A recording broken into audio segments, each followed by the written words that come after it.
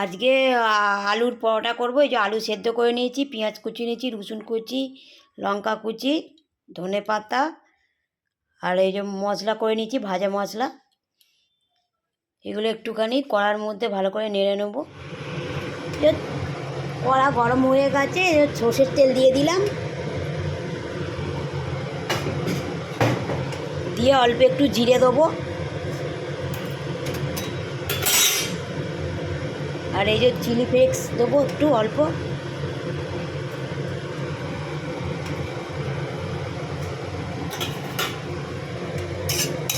এগুলো একটু ভাজা ভাজা হয়ে যায়,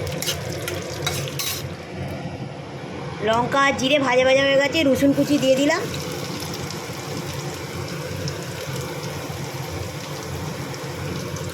রসুন কুচিটা ভাজা ভাজা হয়ে গেলে এবার পেঁয়াজ ভাজা হয়ে গেছে, এবার পেঁয়াজ আর কাঁচা লঙ্কা দিয়ে দেবো। পেঁয়াজ আর কাঁচা লঙ্কা দিয়ে দিলাম, এগুলো একটু ভাজা ভাজা করে নিয়ে তারপরে এই যে আলুটা গ্রেট করে রেখেছি দিয়ে দেবো।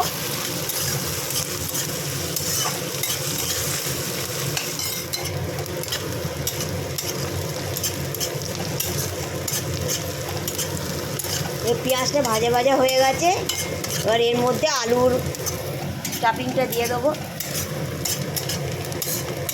আলু সেদ্ধটা। এই জন্য সেদ্ধ আলুটা দিয়ে দিয়েছি। এবার পেঁয়াজ, কাঁচা লঙ্কা, রসুন এইসবের সঙ্গে এটা ভালো করে একটু ভেজে নেব। দেখুন বন্ধুরা, এই যে ভালো করে মিশিয়ে নিয়েছি।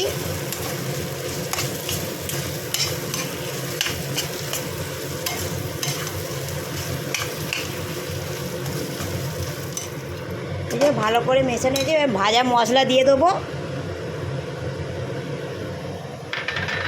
ভাজা মশলাটা দিয়ে দিয়েছি, ভালো করে মিশিয়ে নেব। আর ধনে পাতা কুচি দিয়ে দেবো, এই ধনে পাতা কুচি দিয়ে দিয়েছি। আর নুন দিয়ে দেবো।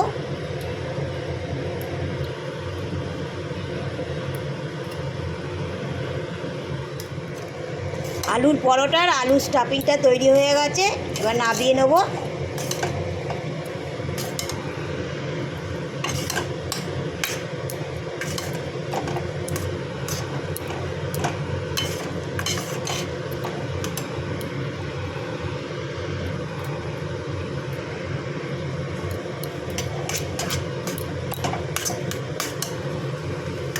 ময়দার মধ্যে তেল আর নুন দিয়ে দেবো, তেল নুন দিয়ে দিলাম, অল্প একটু জোয়ান দিয়ে দেবো।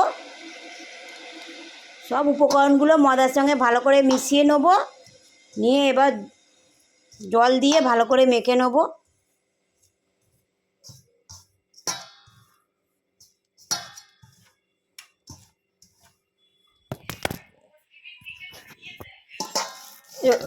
এই যে ময়দাটা মাখা হয়ে গেছে। এই যে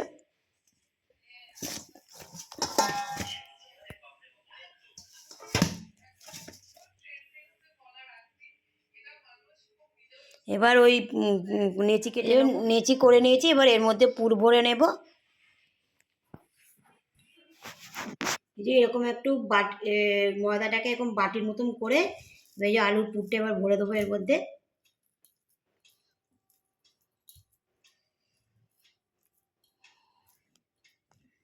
বেশি হয়ে যাচ্ছে, একটু কম দিতে হবে।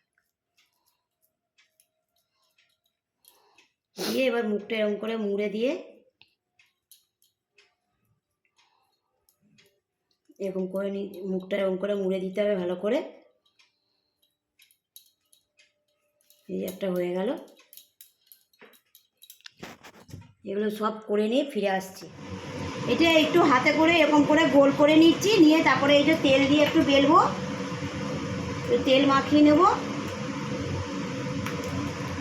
নিয়ে এবার এরকম করে বেলবো,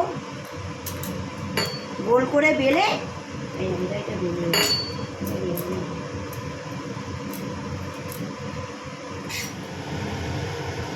তেল দিয়ে দেবো একটু।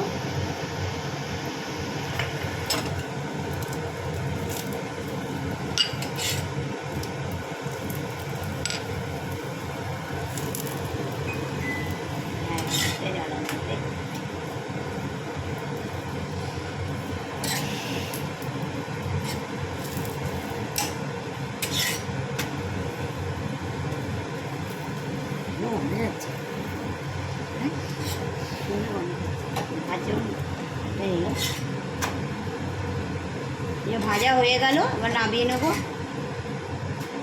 আর একটা দিয়ে দেবো।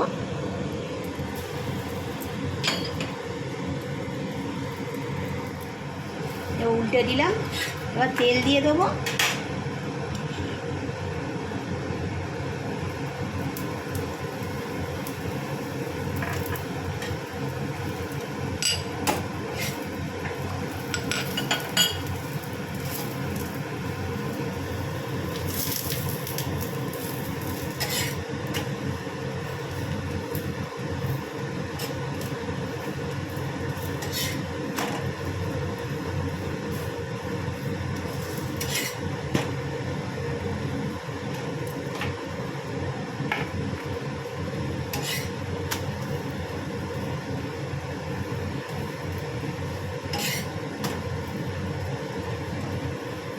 আমার আলুর পরোটাটা বানানো হয়ে গেল। আলুর পরোটা, যদি আমার এই রেসিপিটা ভালো লাগে তাহলে লাইক অ্যান্ড সাবস্ক্রাইব করে দেবেন।